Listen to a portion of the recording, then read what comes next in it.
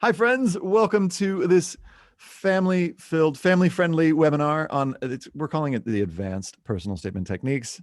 I'm your co-host, Ethan, college essay guy, with one of my best friends, and we've known each other for like 16 years and have been geeking out on college essays for about as long, Andy Simpson. Andy's the person that I go to when I'm stuck, when I'm like, this student is too smart for me, or I have no idea what to say. And I'll be like, here. And he's like, oh, you could play with this or this. And it's like, thank you.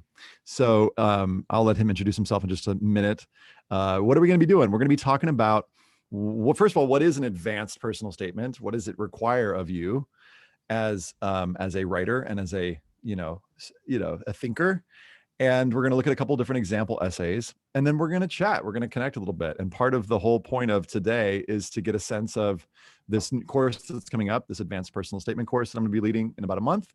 And, it's a pay what you can course. So there's no big sale on this. It's just like, hey, if you want to join us and pay whatever you want. So we'll talk more about the details of it soon.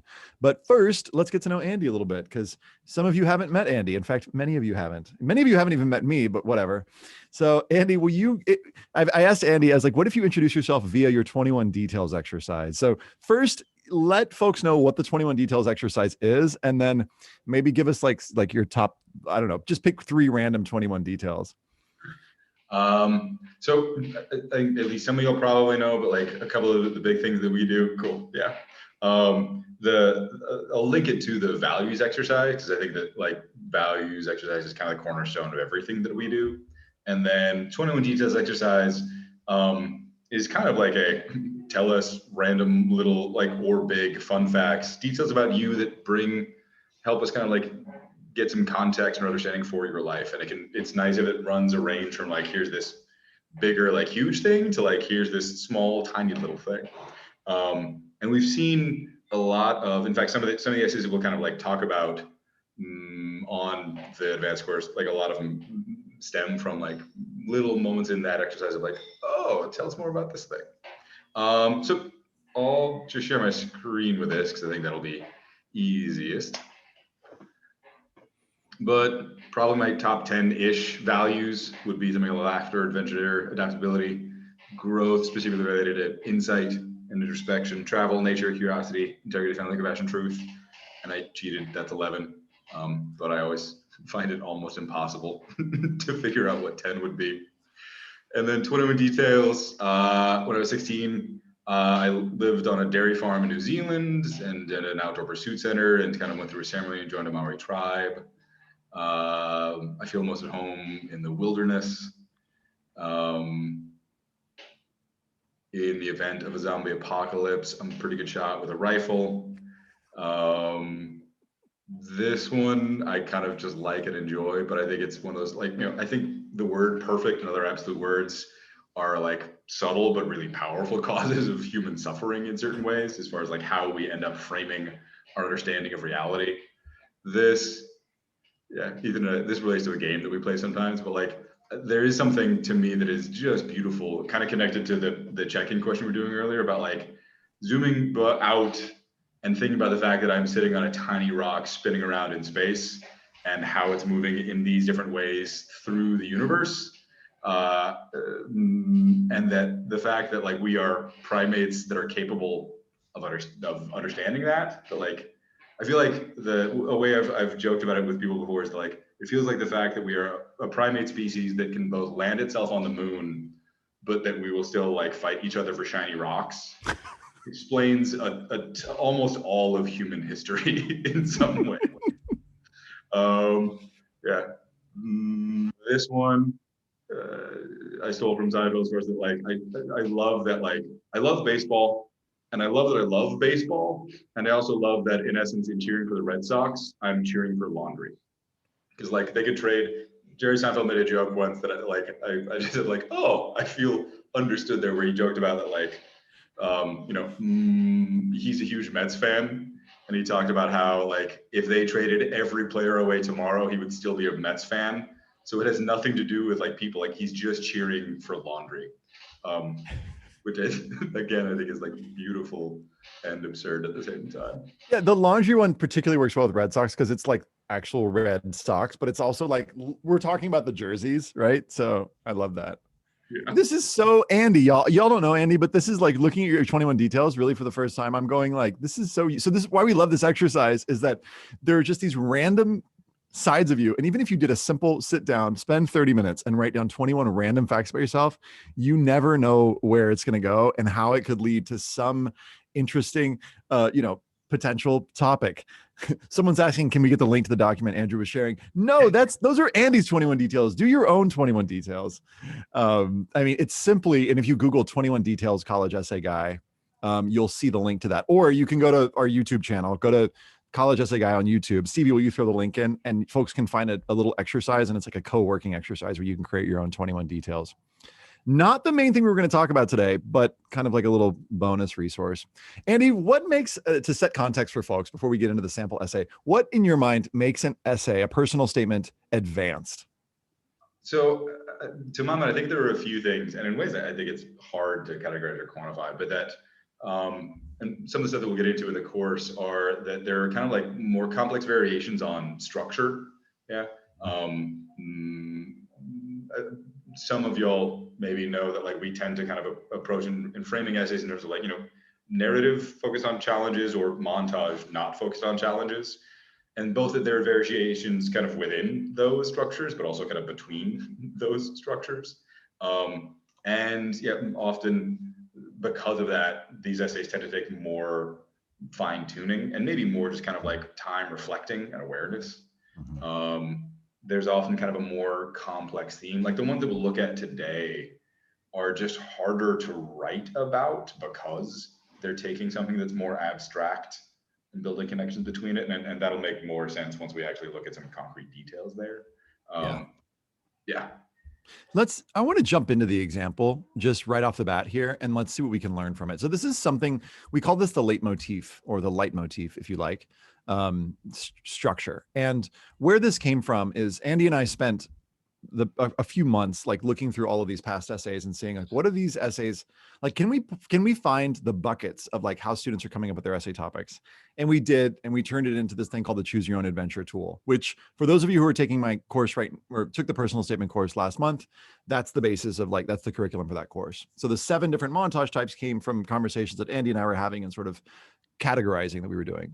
Not categorizing like your essay is only one of these 7 types, but more like, how do students get to their topic ideas? And so in short, we found that there were certain essays that sort of didn't quite fit into one of these buckets neatly. And so we found these more, what we call these advanced techniques, because we're like, we can't put them all in there because then they're going to be like 25 different types of essays. And so these are some of the ones that we found that repeated nicely. And I'm gonna just start reading this to y'all, and you'll start to see you can see what the theme is. It's right here. But here's the first part of this essay. Check this out. And I'm going to analyze it as we go, and then we're going to talk about what is it that we can learn from this, or what could you learn from this for your potential personal statement. Circles, triangles, hexagons, and squircles. I've always been a lover of shapes. You notice I put in bold the topic. Some visually aesthetic, others mathematically complex, and all mentally intriguing. Like an apeirogon, my life is comprised of infinite sides, ranging from the culinary arts, robotics, dance, to editing film. Also, these are things that might come out in your 21 details exercise.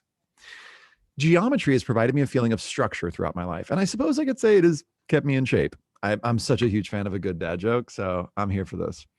So the 2 things that I see this essay doing really well off the bat are, number one, it's clearly given me the topic. And one of the things that I'd say if you're going to use one of these more advanced techniques is like giving us a sense of what is the theme that we're working with, especially if it's something abstract like this. This is a somewhat abstract thing. Shapes, how is that going to be a good personal statement topic? So clarifying that this is my topic. And then the student does a really nice job of raising a question for us. Geometry has provided me a feeling of structure throughout my life, and I suppose you could say it's kept me in shape. So I'm kind of intrigued by shapes and what this has to do with all these different sides of the student. So so here's a tip for you. Number one, can you make sure that your topic is clear? If not by the first paragraph, probably by the second paragraph. Okay. And then the second thing is, can you raise a question in our minds here? Can you get us to wonder, where is this going? Intrigue us. As a visual learner, I grew up seeing objects as shapes. So here's a repetition of the motif. A leitmotif, by the way, is like, it's usually in music where you'll hear something that kind of repeats, like in Jaws, in the movie Jaws, dun, dun, dun, dun, dun, dun, dun, dun. And then later in the movie, you just hear Dun, dun. You know, and you know that the shark's coming, right? So that's the idea here, is like shapes are mentioned here, shapes are brought in again here. Dun, dun. I recall staring at the construction workers who paved the entirety of my driveway with small bricks in awe of the precision of their arcs.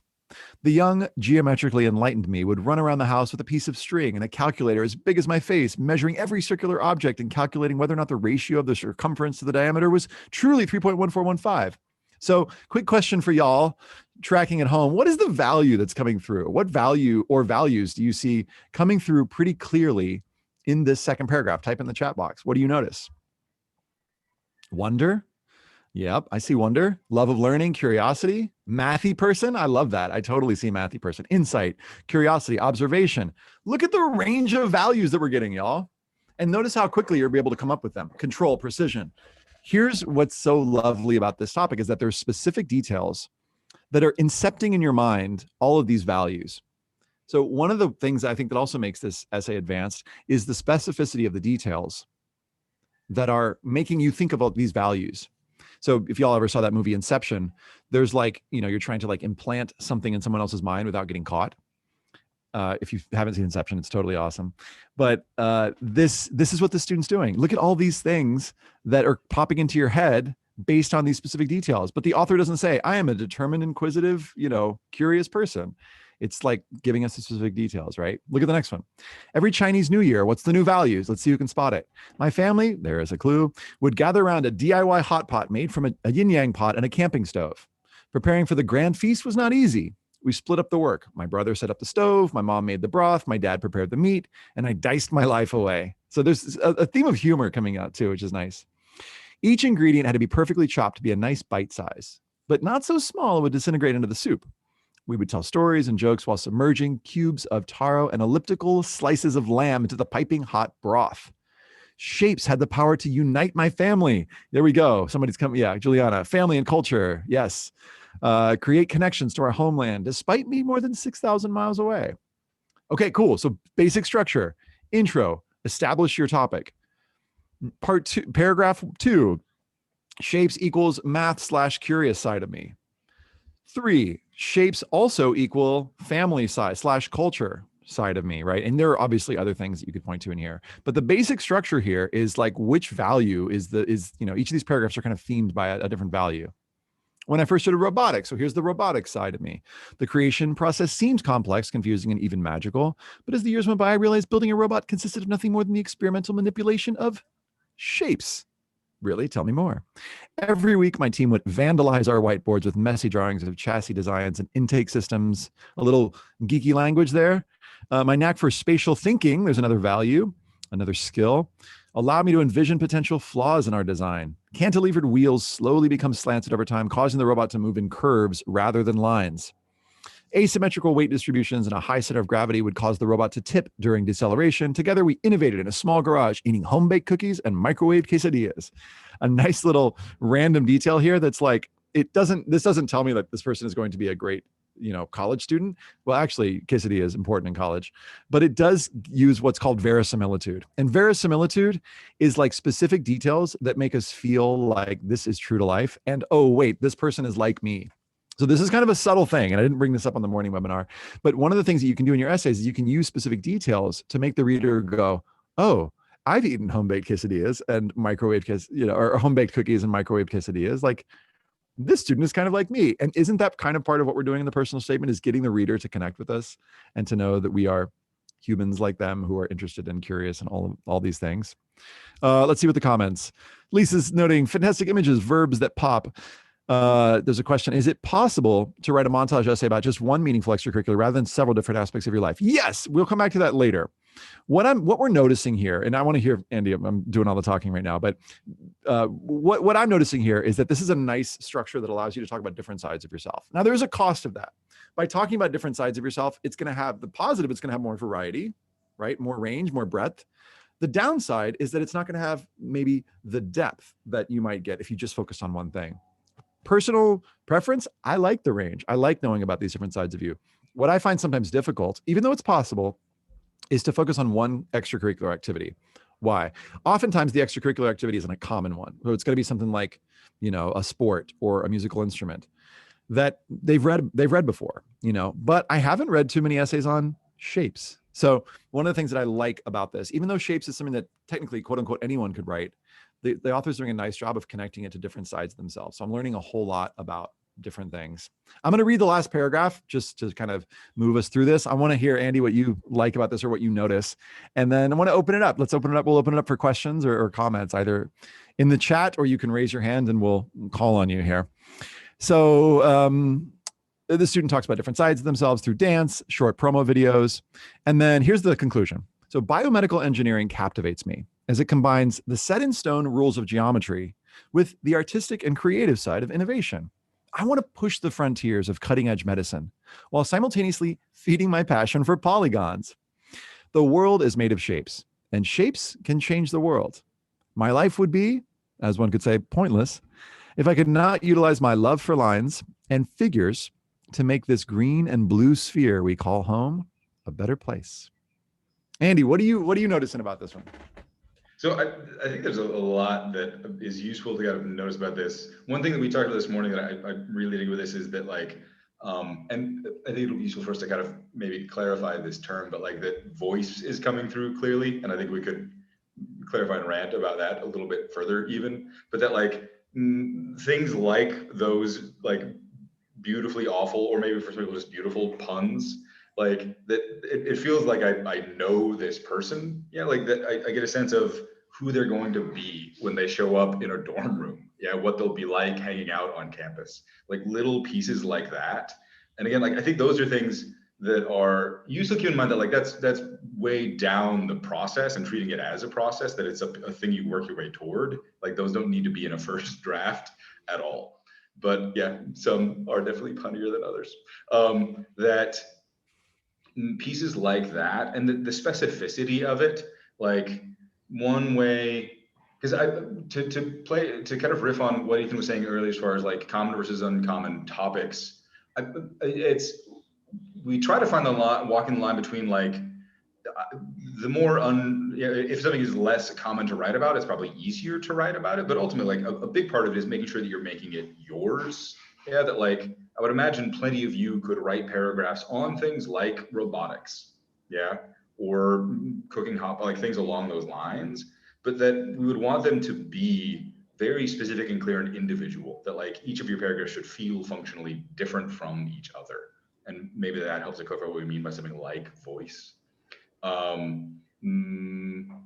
Yeah, I like and to clarify, because sometimes students worry about this, the kind of dropping of the career at the end, I think is both useful and nice. And don't feel like you have to do that at all. Don't feel like if I don't mention my career in my personal statement, I'm doing it wrong. Yeah, if you have a clear sense of it and if it connects to what you've talked about, that can be really cool. But it's not something that has to be there. But it is fun to kind of see the way that all these pieces, yeah, these sides of her kind of connect into that in some nice ways.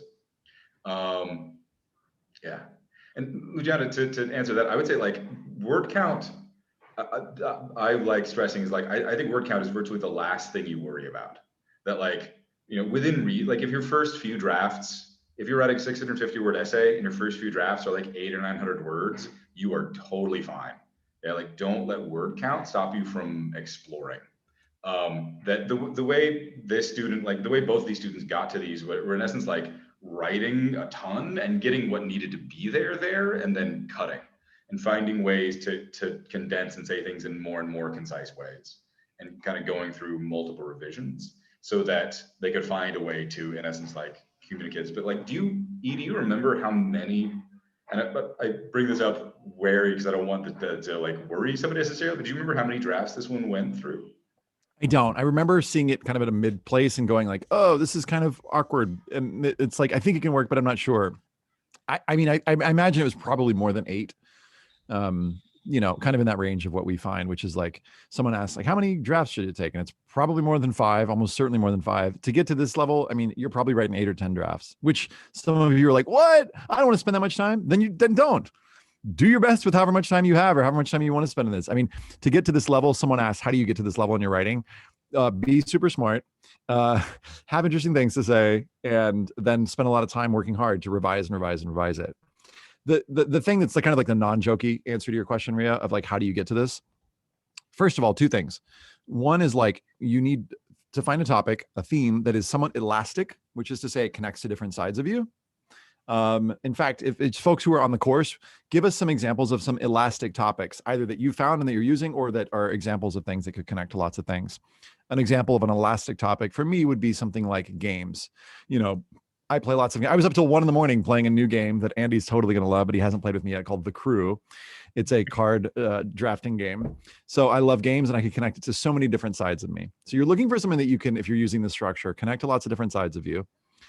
And you're looking for, ideally, if you can, something that's uncommon. So your topic of games or shapes is going to stand out maybe a little bit more than something like, you know, swimming, because lots of students have written about swimming before. And so you're kind of looking for something that's somewhat elastic and somewhat uncommon. Someone asked, how do you find your topic? You know, we've got lots of exercises for that on the website, and I can connect you to some. We're going to talk about some of them on the course, but one of them that we've already talked about is the 21 details exercise that can help you find what is that topic that potentially could be elastic and uncommon. And the way to think of it is like with that values exercise, in essence, kind of doing things like 21 details, the essence objects, and then basically kind of going through, we call it value hashtagging, but going through and thinking about like, is this something that connects to 5, 6, 7 different values? Because if it is, then it's probably something that could be a nice topic. Yeah, and we use the word topic a lot. Like the topic is always you, as far as the personal statement goes, but like the theme, the thread that connects this together, you know, like whether it's, you know, physical objects, you know, like my desk and the objects on it, yeah, or laptop stickers, or some like really nice essays that we have on our site as examples of montages. You know, like this one thing that's nice here, and in ways, what's cool about it is that like, you know, it's taking something that feels trickier to get, like something abstract like shapes, and connecting it to family. There's something that's like nice and a little bit clever about that. Like, and it's something that like I would say, I don't know, Ethan and I worried about the word advanced in some ways, but it was the best word that we could come up with as far as that, like that is advanced. And in that, like, I think that it's a harder thing to do, that in that it takes more time, that it'll be like, be willing to sit there and think like, how can I connect this thing that doesn't seem obviously to connect to this other side of me, to do so in a way. But the more I can, because it's useful to notice that like the paragraph on Chinese New Year, for example, as far as like what someone was saying, as far as like, how can I take a common topic and make it less common? Like, notice, I would imagine many of you could write virtually that exact same paragraph as far as the focus goes. But it's the phrasing, the detail, the value that it connects to. Yeah, like that's both like the way that it connects to this kind of abstract thing of shapes, but then also just the specificity of it, that where your kind of voice comes in there, as far as kind of specificity of phrasing, values you're connecting to. That's how you can kind of take something like this, yeah, or like food, and make it more uncommon. Yeah. Well, let's give another example. So I want to just, before we share the second example, I want to ask y'all. So the topic of the essay is light. Okay. And so what we want you to do is we want you to see how many different values you could connect light to. So here's an exercise. Just Google values exercise, college essay guy. And at the top, you'll see this list. Okay.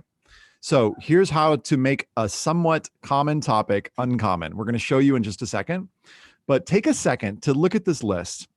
And based on the values that you see here, which values do you think you could connect to the topic of light?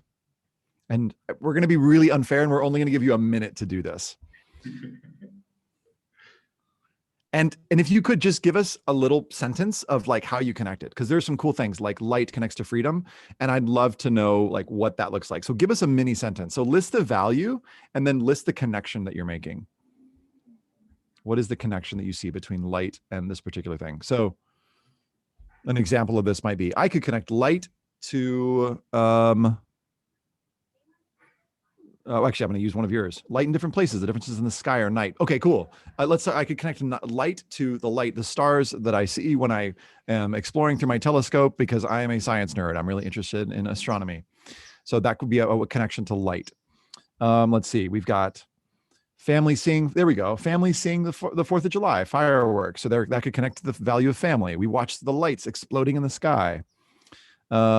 There's connects to communication because the speed of light is the limit of causality and therefore information transmission. Boom. There we go. Bonus points for Katie. Like some of these just pop, right? And now the sort of degree of like awesomeness of your essay is like, how specific can you get? And are you potentially telling me something that I either don't know about you or don't know about the world? So can you teach us something? Can you teach us something about you, or can you teach us something about the world? And yes, it could even happen that something as common as like light is, you know, and you guys are coming with some awesome examples. I'm loving these. Or it could become your whole essay topic. Here, take a look. So Andy, I'll let you take, you want to share screen and you can zoom up and down? Cool. Or do you want me to? I mean, I can do it. No, I can do it. Okay, cool. Go for it. Passing the screen sharing baton. All right, so here's an essay on light that a student that Andy worked with 2 years ago, maybe? Yeah, I think so. I'm gonna zoom in on it a little bit just to make sure. Great. And see. Now, just a heads up, this is not, we're not saying everybody needs to write an essay like this. These are some of the best essays we've ever read. And part of what we're doing on this advanced course is exploring some of the best essays ever and talking about how do you get to these topics. It's not easy, it takes time, and not everybody has the appetite for it. Somebody reads this and they're like, I don't want you to think you're not going to college, because you can still go to college even if you don't write an essay like this. But these are some essays that we really loved, and we think that there are some things to learn from them. So Andy, take a few minutes, walk us through this light essay and see if y'all can spot the values. Maybe even to double down on that for 2 seconds, that like, you know, on in the tool, for example, that some of y'all know about, like there's an essay on food, yeah, which is about like as common as I can think of. And we generally dislike name dropping schools, but just to, like, you know, kid got into Stanford with an essay on food. So like, you don't need something like this at all. So we're not bringing this up to like provoke anxiety of like, oh God, if I can't do that, I'm doomed. Yeah. But please know that that is not what we're trying to do here. You do not have to write this essay. Okay. You can still get into a great school. We can show you tons of crappy essays that got into great. No, I'm kidding. we like offering these up in terms of that, like often it's students say like, oh, I didn't even know you were allowed to do that. Yeah. That's where fun stuff is for us. When students get into like, oh, cool, I can explore some. Yeah. So to give you some context for this, and why I think this is in ways one thing that can make this a more advanced approach. This was an essay where, as far as like the theme, yeah, like light, we didn't find it until weeks after. The way we started writing this was I basically had her start writing the best montage paragraph she could, because she had done some super impressive stuff. Yeah, like one of the most impressive students I've worked with. Yeah, she was a high-level ballerina, and did robotics as like a family activity as a team, did high-level chemistry work and research, like all these different things. And so in essence, what we played with, because she was up for it, I told her like, this will be kind of a slog and this is a tough way to do this, but I'm gonna have you just write the strongest paragraphs you can. And then we're gonna see what we can find that connects them. And that's one of the things that can be nice about the Light Motif approach, is that like, you can just build the strongest paragraphs you can that show different sides of you, and then figure out in hindsight what connects them. But again, that also makes it tougher because it took her a while to figure out what this was. So with that context, umbra, innermost darkest part of a shadow. Fifth set of chimes rings out. I press my hands against the dusty doors. My nose itches, but scratching with smudged little black whiskers painted on my face. Peer through a tiny crack between the covered doors, trying to glimpse the audience. The sixth set of chimes, my cue begins. I pop out of stage, a million lights flooding my vision. Clara Drosselmeyer stand on my left. In front of me lies an endless ocean of audience. I pause a moment, taking it in, to do my best mouse scurry toward the wings. I love performing and dancing to connect with an audience. I dance to inspire others, to share my joy and passion, because I love the rush of excitement while I'm surrounded by stage lights. My hands covered in grease hurt terribly as I help another girl with the wire crimper. We forced the handles together. And so right there, I would imagine if you're a total stranger reading through this the first time, you might have been like, wait, what's happening? Like, I thought we were talking about ballet. And in part, again, I think this is why this is a pretty advanced version, is that the way she ends up threading these together, to clarify, it took her tons of revisions and times to figure out how to do this, but you'll note like this was something that was added way late in the process, just to kind of like plant a little bit of a seed.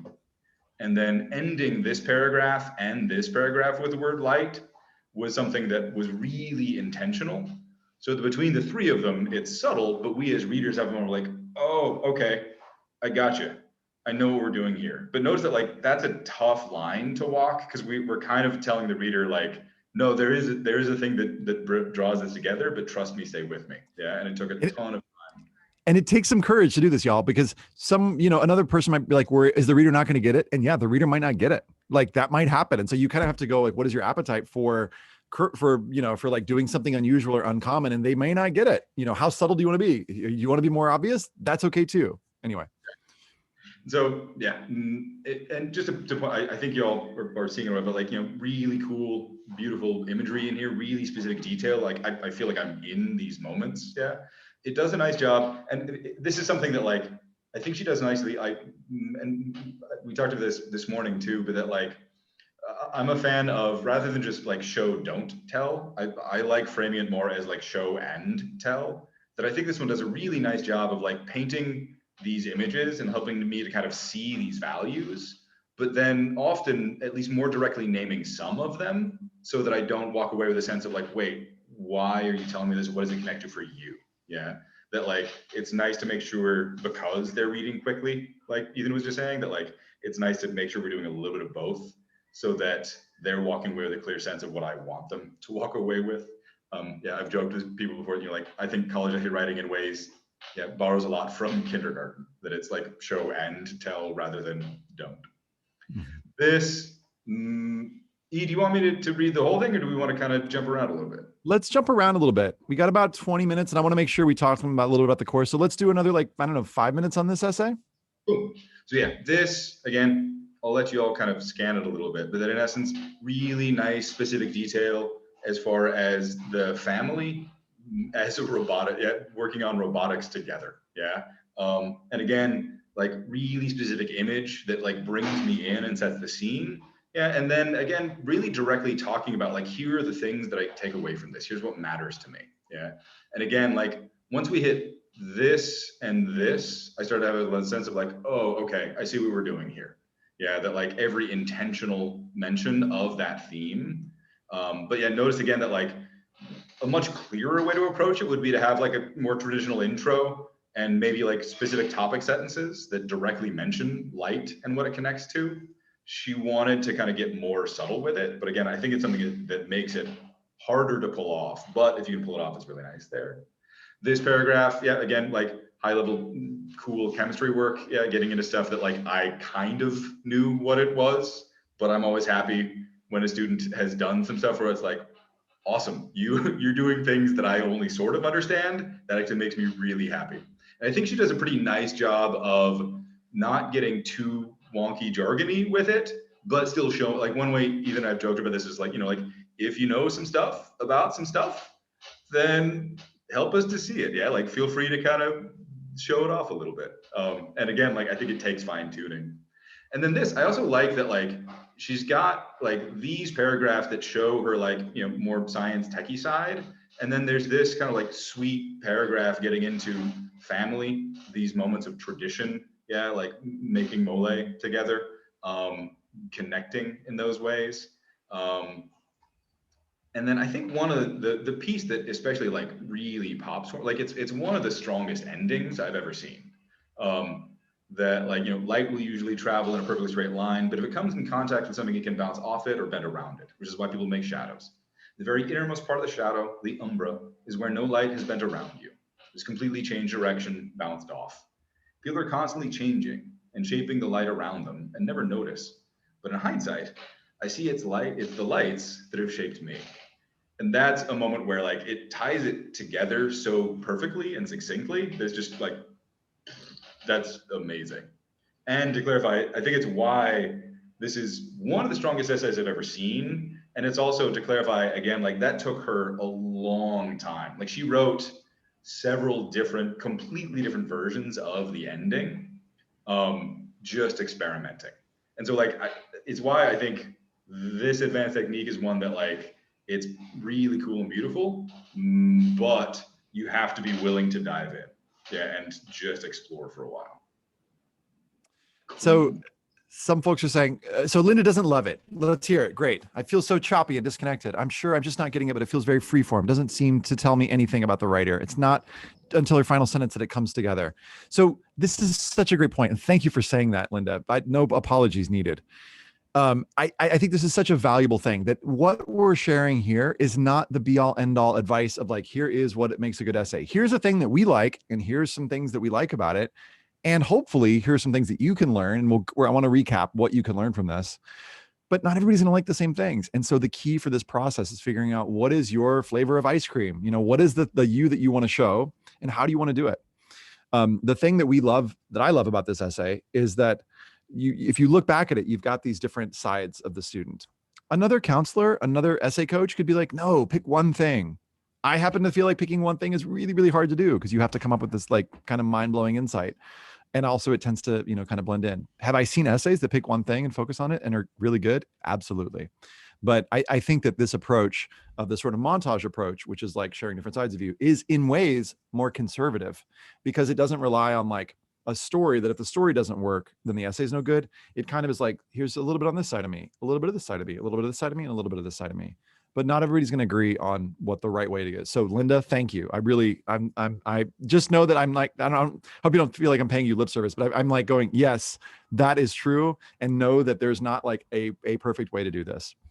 So I want to share with you like just 2 minutes on this course that we've got coming up. And I'm going to share my screen real quick, and here we go. So this is, and Stevie, will you throw the link into this? I'm doing this advanced personal statement course. Some of you are already signed up. I think we got like, I don't know how many folks already signed up, but I'm going to be guiding folks through some of these new techniques, and they're brand new in the sense of like, we haven't talked about them publicly. And it's going to run for 2.5 weeks, probably right near or before, you start school. And then there's another follow-up session in October. So what are we doing? Let me just go to the syllabus. Here's the syllabus. And CB, will you throw in the syllabus as well? We're going to go over a couple different techniques. So one of these is called, for example, the braiding technique. So the braiding technique basically involves picking two things that don't seem to go together and figuring out how do they go together. And we've got a little exercise around that to, one, figure out what are the two things you want to talk about. And then two, how do you figure out the overlaps? An example of this is a student who wanted to write about her love of cooking, and also she wanted to be a doctor. Those things don't go together, right? But they do. You just have to, it takes a little time to figure out how they connect. So that's called the braiding technique. The next one is what we lovingly call, and sort of, with one eye closed, called the Hegelian dialectic technique. We don't need to get into why, but essentially it's like, here's a thing about me and it's important to me. And then, you know what? Also the opposite is kind of true about me too. And then the third part of the essay is like, so how do these things come together? And that's kind of like the so what. So it's like your thesis is this, but also the opposite, the antithesis is kind of true. And then what's the synthesis? How do we synthesize these two ideas? And we'll show it. We're basically each week, I'm going to go through a couple different example essays and talk to you about how do you, find these and develop these. The hybrid technique is those of you who have like a challenge you face, but you don't want it to define you. And you've got this montage idea and you're trying to figure out how to bring them together. I'll show you a couple of different example essays of students that successfully mixed a challenge with, different sides of the student. And then we get the trampoline technique, which is basically like start with a thing and then bounce to another thing and then maybe bounce to a third thing. And so it's sort of like, how do you figure out to transition between those ideas so that they connect in a way that feels satisfying? And we'll look at some of what other students. So if you're in process on an essay and you're like, oh yeah, my essay is totally trampolining, bouncing around, this could maybe help you figure out if this, how to basically bring your ideas together. If some of you are like, oh my gosh, I have no idea what Ethan and Andy are talking about, I feel like I need to go back a little bit before, to know like where all this is coming from. There's a whole personal statement course that we haven't even talked about that I just finished delivering live over the last month, but it's available asynchronously and for pay what you can. So all the courses available on the site are pay what you can, which means literally you can pay whatever you want. Okay. There's a suggested cost, but if you can't afford the suggested cost, don't worry, sign up. Take the course. If you're interested in taking the advanced course, I'd recommend you at least work through modules 1 and 2 of the personal statement course. So you kind of have a sense of what do I mean? What do we mean when I'm saying narrative and montage? And some of you are asking, how do you find a topic? That whole course, which is in 4 parts, is going to help you figure out what your topic is and come up with some different ideas. And then this course, whoops, my screen went blank and I thought my battery died. I was like, OMG. 246 people are going to be mad at me, but you'd be in good hands with Andy. He he could definitely carry things. So again, we recommend making sure that you've gone through the first part of that other course. The live sessions are going to be longer. If you've been on my live sessions over the last month, we're doing 2-hour sessions, which you're like, really? Do I want to spend 2 hours with you on Zoom? I swear, I do peacock jokes. It's fun. There will be more conversation, not just us talking at you. And then we do these like weekly office hours. So anyway, it's over the course of a couple of weeks. Then we're going to do a follow-up session in September so that we can kind of see, like, check in. How's it going? What are you learning? What do you still have questions about? And hopefully you're done with this stuff, ish by October, November. So this syllabus kind of walks you all through it. 37 of you are already looking at this. So you can find out more about it there. If you've got questions about it, let us know. Stevie's going to paste once more time the link for those who want to join. And so ends the PSA/commercial for the advanced course. Hope you can join us. Let's go back to questions. Could you please answer the question, so what, in the last essay? What does that mean? Daniel, will you say that question in a different way? I want to make sure that we get your question. I'm not sure what it is. Actually, Andy, what we should do is let's go to the doc, our shared Google Doc, and look at the questions that have come in there. And you want to just scoop up one or two and grab them, and then I'll grab a couple. We'll see how many we can get through. Let's see. Can you hear me okay? I want to make sure you can hear me. Andy, can you hear me okay? Yeah, I was just responding to somebody in the chat box. You were chatting. All right. So I'll scoop one here. What essay structure would work best when we've been talking about one specific event? It's so hard. I don't know actually what that is. I think I'd have to know more about the event. Is it a challenge that you had to overcome, a thing that you had to do? Then I think it could be a narrative structure. For that, Google feelings and needs exercise, and it could help you process that. It just depends on the event. If you're writing about the event of, I don't know, going on a hiking trip with your friend, that might be a kind of a boring essay. I mean, I'm sure your friend is awesome and hiking is awesome, but unless you kind of turned it into, here's how this trip connects to like different sides of me. If it's about like, we got lost and then we found ourselves, it's like maybe not be that compelling challenge that could really keep us engaged. So I don't know. I think I'd have to know what the thing was. We're probably not gonna get through all the questions, Andy. So feel free to grab one, and then I'll take the next one. So like, can we send content in personal essay and supplemental essays? I would generally say like, try not to. That one way to think of it is that like, they're not looking at them as individual pieces. They're looking at the whole image that they create. And so it's nice to make sure that you're taking advantage of that in a way to kind of show different sides of you. So for example, like if you talk about a certain community, or one side of you, if you're at a montage where it's like the light one, if it's here's ballet, robotics, family, these sides of me, ideally we'd find other sides, other things to dive into and get specific about. So we're kind of like filling out a picture rather than feeling like we're largely repeating ourselves. Mm-hmm. The caveat there is that like, if you just kind of mention it in the personal statement, but we're not diving into a ton of detail, then like you could probably talk about it in a different way, or maybe get into some other aspect of it. But I would lean toward, as far as kind of a broad recommendation, I would lean toward trying to find different pieces to explore there. Mm-hmm. I'm going to grab some of these that just popped in. Is passion for languages a common theme? No, I mean, maybe, Julia, it's like somewhat common, but it's actually really cool. And you get kind of like, I don't know, kind of bonus college points for it being a kind of academic thing, languages. And I just see that being super elastic and connecting to a lot of things. So I say go for it. A couple folks are asking, how would you go about writing a speech impediment or really any struggle without it being overly sappy or depressing? So quick note, actually two things I want to say about this. One is if it's something that you feel you could describe in the additional information section. So let's say you've got something that's like a challenge, but you don't want it to be like your main topic. Ask yourself, first of all, is this the best way to demonstrate the skills, qualities, values, and interests that I'm going to bring with me to a college campus? And if you feel like it is, then go with it. If you're not sure, feelings and needs exercise. Do that exercise and you can help see. The second thing you consider, if it's like a specific, challenge you've been through, is could this go in your additional information section? So one of the things we're talking about on the application course that's happening right now, and someone asked, yes, Julia, all the courses are pay what you can. And as far as I'm considered, they will always be that way. But so on the application course, we're talking about the additional information section, which is like the section where you can basically add in the things that you're like, I'm not sure where they go in my application. If you have a speech impediment and it's impacted you and you feel like you want that to be your personal statement, cool. But if you feel like, you know what, I could describe this briefly, talk about what I've done about it and what I've learned through the experience and do it in bullet points, and you can boom, put that in your additional information section, and then you can write about whatever you want for your personal statement. So just want to give you other options there. I'm not saying, again, that you should or shouldn't do it. If you do end up writing about it for your personal statement, I would say think of these 3 parts. 1, challenges and effects. So what was the challenge? Speech impediment, but make sure that you get what were the effects of that on you. 1/3 of the essay. 1/3 what I did about it. 1/3 what I've learned through the experience. Simple structure. Challenge, what I did about it, what I learned. And if you end up spending way too much time on the challenges and the effects, like 70% of your essay is that's what it could lead to, as you asked, it feeling sappy or depressing. So squish the challenge and effects up into the first third, max the first half of the essay. Make sure by at least the midpoint, you've got to turn to like what you've done about it and what you've learned. Andy, kicking it to you. Cool. Yeah.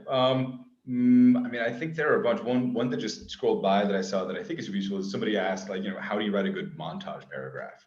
And I think that's like one of those super useful fundamental things. I think it'll be super useful in that regard too. I think I'm saying the word super a lot.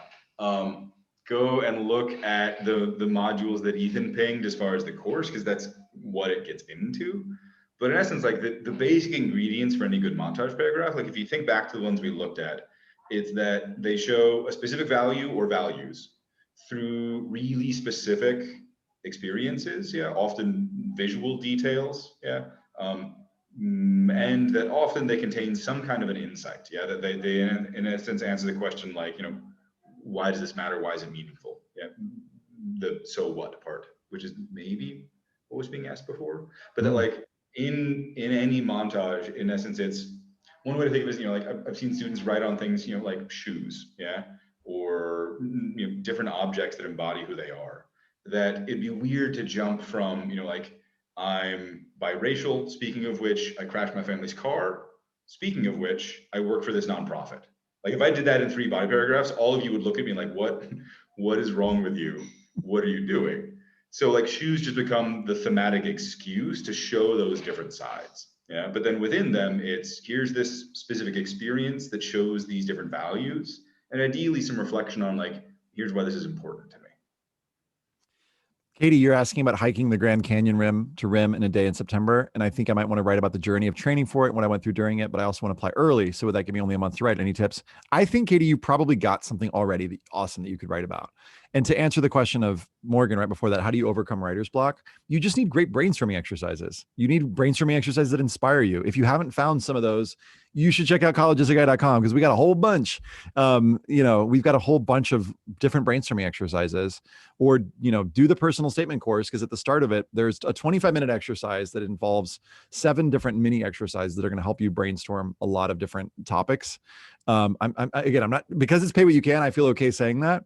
And I really want y'all to, again, hear me when I say that, but I just feel like you need better brainstorming exercises. If you've tried some, great, try some others. Also try brainstorming with a partner if you haven't. One of the things we're going to be doing is we're going to be opening up, we've got our Discord channel that we've opened up for the courses, but we're going to be opening those up more widely really soon. And if you'd like to find a writing partner, someone to kind of go back and forth with in terms of like personal statement ideas and get some feedback, you'll be able to connect with folks in there. The courses are pay what you can, Marjan. How much of these courses cost? They're all pay what you can, which means you can literally pay whatever you want. This is an interesting one. Go ahead. Which one? Go grab one. I was just saying, like, Marjan, 0 is totally fine with us. Like, don't feel like you have to dive in. We want you there. A couple of quick ones that I think that are useful, like, because people are asking, like, do I have to write a title for my essay? No. Like, very, very few. One of the few essays that actually was titled, we'll talk about in the course, but you don't need to, just if it adds. Similar, like people ask, like, can I use contractions? To my mind, they're fine. I think there are probably some slight disagreements there. As far as, things like, will time be a good topic? Or like light and shapes, things along those lines. What makes a good topic, I think, is ultimately like what can show us you most effectively. Like a way to think of this is that they're using your personal statement to get a sense of the skills, qualities, values, interests that you bring to that campus. Like they are actually thinking about like, who will you be as a member of this community? Like, what will you be like as a roommate? Yeah. And so what are the things that can help us to show those aspects? Yeah. Like, whether it's, like, is it a single story? Yeah. Like somebody was saying, like, could I focus on a single like experience or event? And like you were saying, like, if it's a challenge, yeah, then like narrative structure works really nicely there. Yeah. Montage, what can be nice there? And in part, I'm curious, I saw somebody write this in response in the chat box early, but like, I think montage is something that, like, if it's something you've never seen before, it can feel weird and off-putting and bizarre. I've definitely had students at first have the sense of like, wait, this feels weird or disjointed in a way that I think is totally understandable, because it's going to be pretty different from, well, I'll put it this way, like before the past couple of months, had some of y'all just never even heard of the concept of writing a montage in an essay at all?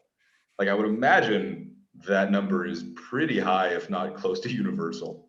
But I do think that it can be a really nice way to kind of show these different sides of myself that show them skills, qualities, values, interests that I bring to this place. Mm-hmm. I'm going to grab a couple more questions that folks. When somebody asks about transfer essays, how do you write a good transfer essay? So if you Google transfer essay, college essay guy, here's how to write the successful college transfer essay.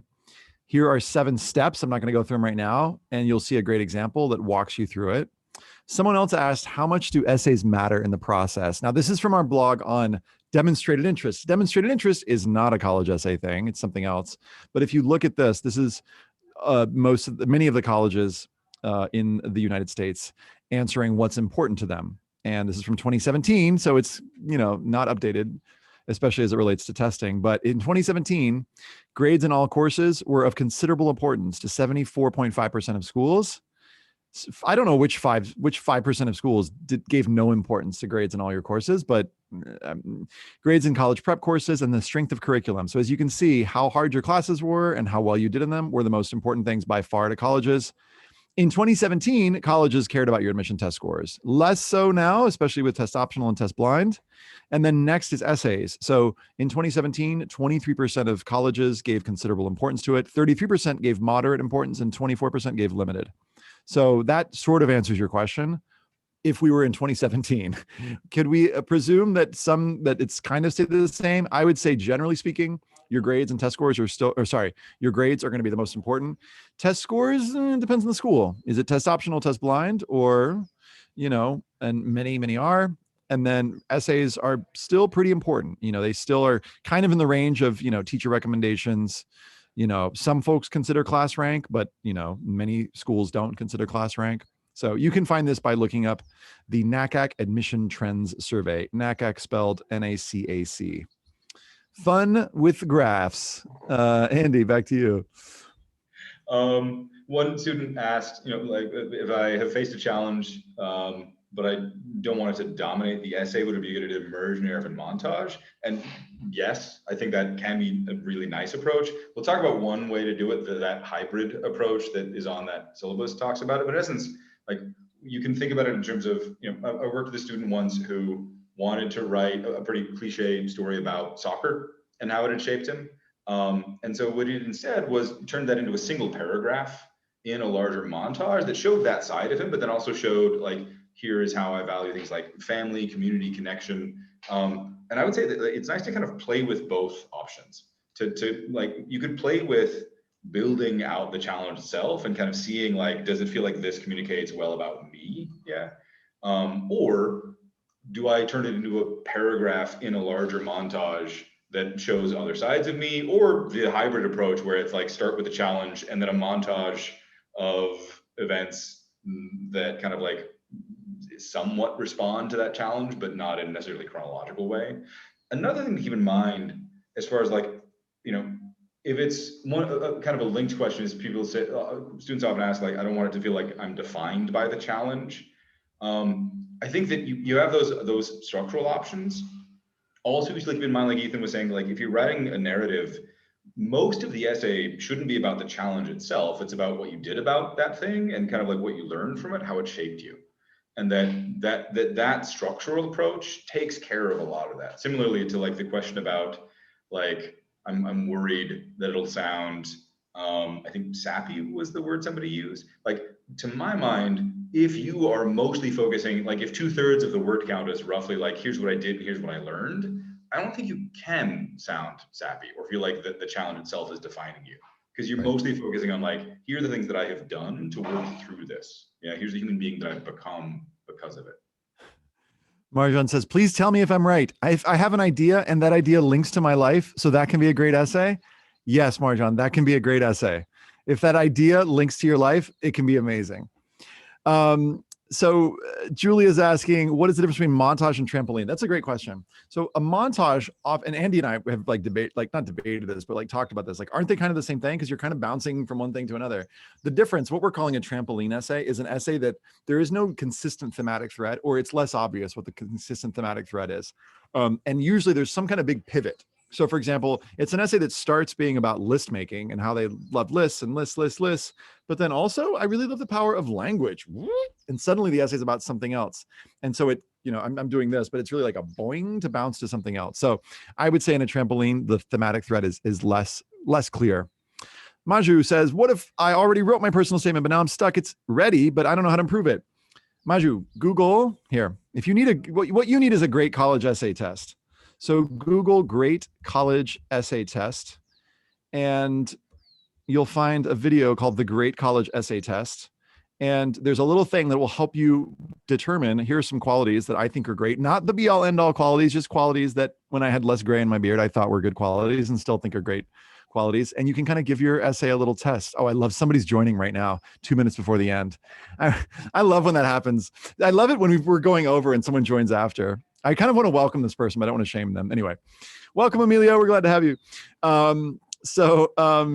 were some other questions that came in? Go. Oh, one that I think is useful, like how do you overcome writer's block? In a way, I think what's really useful there is don't worry about something like how the essay starts in some ways. Like, don't put a lot of pressure early on something like a book. Like, just write and explore. That, like, in my experience, I know another counselor who has said that like the way he approaches it with students is he worries about the beginning once the essay is like 80% finished, as in finalized, like it's gone through several drafts. I think there's a woman named Anne Lamott who has a really nice piece on writing called, and I feel a little bit weird saying this very much, but she has a piece called Shitty First Drafts, which I think does a beautiful job. I used to read it with a lot of college students, pointing out like treating writing as a process. And that, to my mind, one of the easiest ways, because I've had the same experience, but I think to some degree at least, is that like I'm worried about like being like fun, interesting, exciting from the very first word. And that's just stopping me from actually doing the stuff and trusting that the process will get me there. So like not worrying about things like, openings or endings or word count in early drafts, and just exploring and knowing that like I'll work my way to refining those other pieces. Like neither of the sample essays that we looked at started that way in a first draft. Like I think not even close. No. Yeah. Like they just explored. And that like treating it that way, I like take the pressure off of the first draft. I like really in workshops, I love telling students that like I don't even, when I look at like a first or second draft, the word good doesn't even enter my mind. Like I don't care if it's good. I'm just worried about like, does it give us a clear sense of where to head next? With early drafts, if that's what it's doing, then I think it's doing its job. And so if you can take the pressure off, I think that in a way it's almost a way to hack your brain and it's easier to write a good first draft anyway. But don't worry about that aspect of it. Just right. Yep. Figure out the middle of the essay, if the middle of the essay is going to work. One more person before we go. Someone asked about the UC course. So there's a UC personal insight question course. Let me just show you where it is real quick. If you go to collegeessayguy.com/students, let me share my screen real quick. So this is the one we're talking about, the advanced personal statement course. The one that just passed is how to write a personal statement. And again, if you're going to do the advanced one, do modules 1 and 2 of this. The one that we're doing right now, if you want to join, is the how to write your college application supplemental essays. No prerequisite. You don't have to have taken this to take this. Come join the club. We would love to have you. It's kind of a cool little community.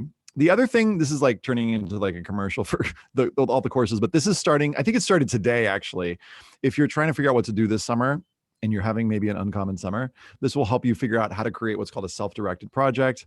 And then to answer your question, the UC personal insight questions, basically you click here, it's an asynchronous course. You walk through the videos. These courses, the ones that I just mentioned, these are like somebody live leading you through it and you've got stuff to watch for homework. This one is going to be for the next 2 months is asynchronous. So you just work through it, but I'm going to be leading one in October at some point, and we'll put the word on about that really soon. You can sign up for that. Just make sure you stay on the email list. So sorry that this ended with a big commercial, but I wanted to give that for that student. Last questions. UC stands for the University of California. Yeah, thanks. Hi, Paige. It's great to see you. I'm glad you made it. Paige is in the course. That's why I know. Can I talk about it? That's a really specific question. Any big, large picture questions that we can answer in our overtime here, our overtime period? College Essay Guy hasn't a source for a topic. I don't know what that means. You're blowing my mind today, Daniel.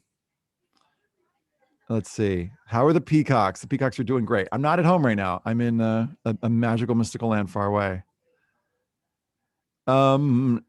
This is a very specific question. What's that?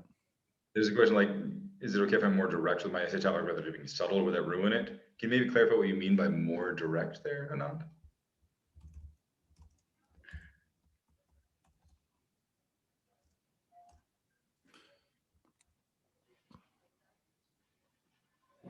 We'll pause. I'm gonna look back and see if there's any like gem questions that we totally missed.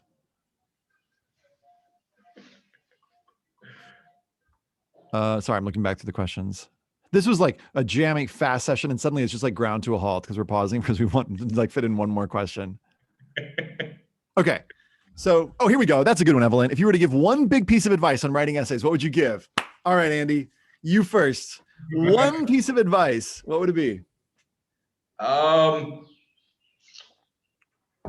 think be wary. It's that, you know, be wary. Treat it as a process. Yeah. By which I mean, you know, whether it's you're willing to write like 2 drafts or 12 or more. Like, do think of it as something where I'm going to work through this in stages, so that you can try to be not super attached to any one particular approach early on, that you can just stay explorative. Because I think it's great to try things like, I'm going to see if this montage captures the sides of me, or maybe here's this challenge that I've gone through that feels like a really core part of who I am, but that I can both write in a way where I care about it. That in essence, I think it's useful to think like that writing is, it represents parts of you, but it isn't you directly. Yeah, which I definitely like. If people critique my writing, I totally identify with this. I would imagine y'all do this as far as like, it's easy for me to take it personally. But maybe the most useful thing that ever happened to me as far as writing goes is when I was at Oxford, working on the tutorial system, and I would have to write a 7-page paper a week, and I would then go in and read it to a professor, and they would just rip me apart, yeah, for an hour. And like, to clarify, they weren't ripping me apart, they would rip the essay apart. But at first, it definitely felt like me. The very first time it happened, I was like, whoa, I think he doesn't like me. But really quickly, it made it so that I could notice like, oh, like this is a representation of like my thoughts, analysis, things, but it's not me itself. And similarly, like finding that slight space, yeah, to treat it as a process and a thing where it shows my skills, qualities, values, interests, but it's not me directly, makes it easier to then critique it myself, yeah, to not be attached to certain phrases or certain examples, and to probably find stronger ways of demonstrating all of that stuff. You? My one piece of advice, I'm having fun in the chat. My one piece of advice is, I'm borrowing this from my writing teacher in college. You can do whatever you want as long as you know what you're doing. And I'm just going to leave that there. Friends, thanks for joining us. It's been really fun, and we hope to see some of you on the course. And have an awesome night.